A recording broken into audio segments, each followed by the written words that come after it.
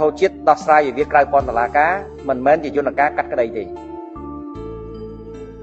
ហើយអញ្ចឹងគោលការណ៍ក្នុងការដោះស្រាយគឺអ្វី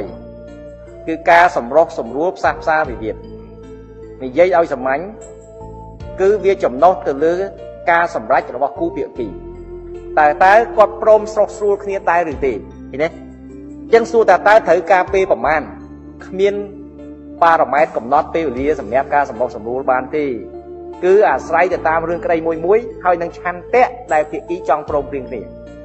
អញ្ចឹងបើសិនជាការរឿងក្តីទៅដល់ហើយគាត់មកជួបភាសាគាត់មើលមុខគ្នាគាត់យល់បញ្ហាឡើងវិញគាត់ថារឿងចប់តែប៉ុណ្្នឹងអាហ្នឹងចប់ភ្លាមអញ្ចឹងប៉ុន្តែបើសិនជាអត់ទេគឺមិនមែនយើងប្រើឆន្ទៈនិស្សិតទៅសម្រេចថារឿងហ្នឹងត្រូវដោះស្រាយមិនទេយើងទៅប្រើប្រាស់នៅសិល្បៈដើម្បីឲ្យភាគីអាចត្រូវគ្នាឡើងវិញអញ្ចឹងយើងដឹងហើយវិធីនេះត្រូវការពេលវេ